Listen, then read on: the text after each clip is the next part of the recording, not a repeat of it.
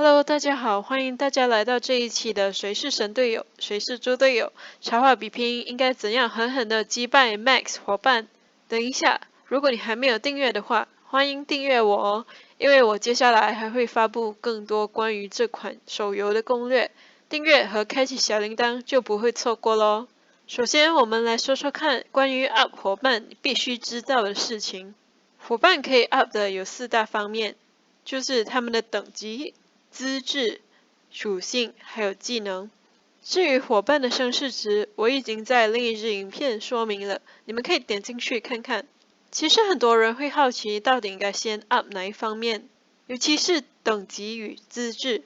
UP 这2个的前后顺序是否会影响增加多少属性？答案是否定的，因为不管你先 UP 等级还是资质，你最后都会得到一样的属性。所以真的不需要烦恼先 UP 哪一方面。至于如何 UP 更多属性，属性其实就是我们伙伴的血量，所以它可以说是决定伙伴插画比拼出战时能够撑多久的关键因素。UP 属性最终靠的还是伙伴的资质与等级，每升1级，高资质都能够 UP 很多属性值。然后你会问我，4大属性应该注重 UP 哪一个？让我们来看看这个图。其实4大属性都有它的重要性，只是说依据我们的情况，我们应该注重 UP 哪一个。我个人会觉得应该跟着这个注重的顺序 UP。智谋、气势、魅力和战略。智谋影响的是阅历收益，而阅历是 UP 伙伴等级的唯一方法。UP 伙伴等级等于 UP 伙伴的总属性，也就是说，阅历、名声、银两收益也会 UP， 更不用说伙伴的气势和声势值。还有就是伙伴的总属性 UP 了，你的势力自然也就 UP 了。这样看来，智谋是不是影响最大的呢？而气势直接影响伙伴的声势值不提，能够减少名声的消耗是很重要的。尤其是到了越后面的剧情，每章剧情消耗的名声都是很大量的。不管你打算冲名声榜与否，那你都是希望能够通关越多的剧情越好，对不对？通关剧情不只可以获得阅历、威望，击败星者库里的宿敌所需的名望，还有100元宝诶。至于为什么明明收获名声是需要银两的，我还是建议注重魅力多过战略呢？那是因为魅力的重要性，也就是影响名声有多少可以拿来通关剧情，比起战略只能影响银两有多少，真的重要很多。我自己是觉得，不管是收获名声，或者游玩那里提升运势所需的银两数目，你真的可以从日常那里慢慢存银两。而且有时候日常选择询问伙伴，甚至可以有双倍的银两收获。所以说到这里，你看懂了吗？好，那就事不宜迟，让我们进入下一趴，击败 Max 敌方伙伴和 UP 谁好。首先大家要记得，每天插画比拼的任务是4次免费出战机会，剩余4次是需要使用邀请函的。总共有8次插画比拼的机会，然后每天系统会从总属性前8的伙伴随机选，每个伙伴每天只会被随机到1次。额外4次的插画比拼我们就不说了，我们 focus 在这免费的4次机会。意思就是讲 Top 8伙伴里系统会随机选4个比拼，因为是随机的，所以其实我们真正还是要 UP 8个而不是4个伙伴。插画出战要诀讲究的是你能撑多久，你能击败对方多少伙伴，甚至是全灭对方吗？而反之，防守的要诀自然是讲究你的伙伴能抵抗对方多久，尽量不让对方击败你很多伙伴，甚至是全灭你。总的来说，你要重点 UP 出战的 Top 8伙伴，但是剩下的伙伴也不能太弱。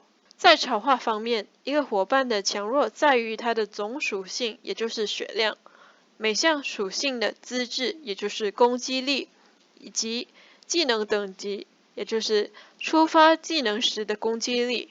那我们要如何 up 伙伴的这3个方面？我们先说说看如何 up 伙伴的属性吧，也就是它的血量。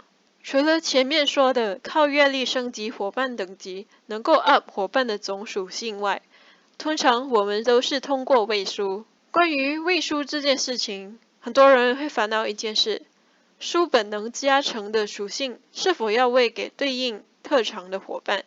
比如说，提升视力的书就要喂给特长是有视的伙伴吗？第一种情况就是能够提升谋、魅、正属性的书，你可以毫无顾虑的全投在 Top 8总属性的伙伴，不需要顾忌这8位伙伴的特长是什么，因为这类书籍增加的属性都是固定的。比如说，一本诗经加100魅力属性，不管你是给哪位伙伴，都是只增加100魅力属性。第二种情况则是能够提升气势属性的书，你可以根据自己的策略或者喜好，加给你想声势值更高的伙伴。接下来让我们看如何 up 伙伴的资质，也就是他的攻击力。每个伙伴对上对方一位伙伴时，都会以当前回合插画主题的资质为攻击，所以伙伴每种属性的资质都是一样重要的，都是必须 up 的。只是说，如果伙伴的特长是某一种或者2种属性，那1、2种属性的初始资质都会偏高，因此升级那1、2种资质相对来说会比较容易。尤其是用成长点升级资质的时候，当然用资质果就是随机升级任何一种属性资质的啦。所以当你升级伙伴资质时，不要偏心只升级1、2种哦，也不要强求要升级得很均衡，哪种能够升级就升级吧。Next， 如何 up 伙伴的技能等级？触发技能时的攻击力会随着伙伴的特长而有所不同，也就是说，伙伴特长属性的技能会拥有更多星，也就是更强的攻击力。但是，就如以上所提到的，每种属性都是一样重要的，有一样的几率会触发技能，所以技能跟资质些许的不一样，就是我建议你均衡的升级技能等级。当所有技能等级都一样时，你可以优先 up 属性资质比较高的技能，然后才优先 up 比较多星的技能。话说回来，那么我们到底要在那么多伙伴中选择谁重点培养呢？首先，你要记得重点培养的伙伴特长一定要带有气势为特长的，因为 up 他们的气势资质和气势属性会比较容易，所以这些伙伴的声势值也会比较高。而气势和声势值会决定你通关剧情的效率，也就是说，看你能够多快花最少的名声通关剧情解锁伙伴。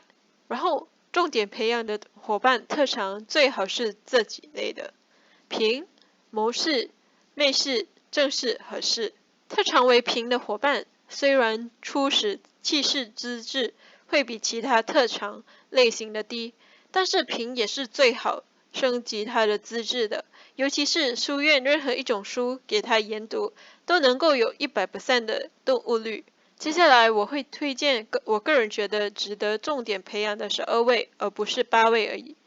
因为工业争霸战会使用到12位伙伴。假设你是完全没有充值的玩家，我建议你在前期重点 up 这8位：失联、英英、小桂子、李白、淑贤、慧心、晴儿和纳兰容若。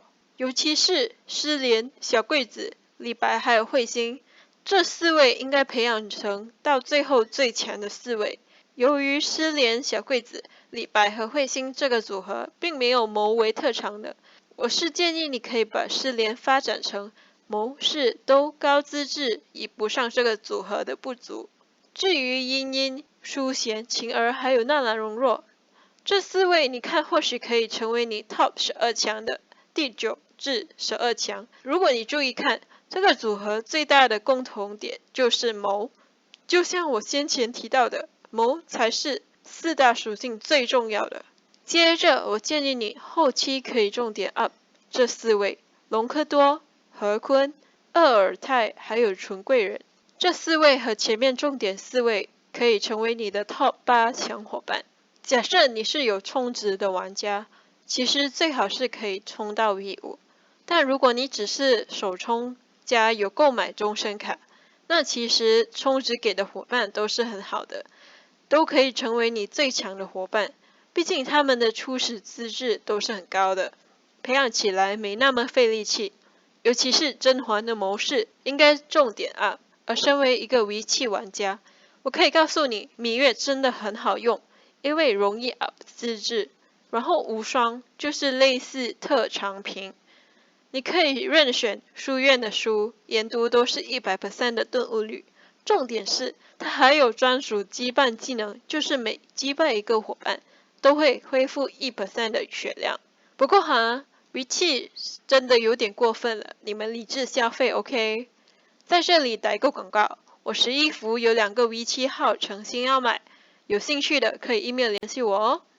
我觉得比起你自己充值上 V7还要便宜很多很多很多，所以走过路过别错过。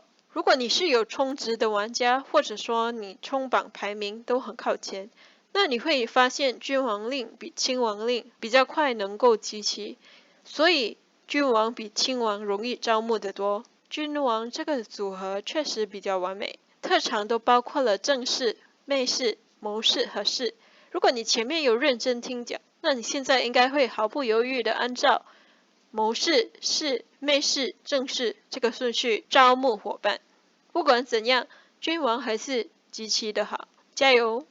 而亲王令这个组合，我觉得最好的就是怡亲王，然后是2位初始气势资质都比较高的成亲王和连亲王，才到恭亲王。我觉得亲王这个组合集齐就好，至于要不要重点培养所有亲王，就要看你的策略了。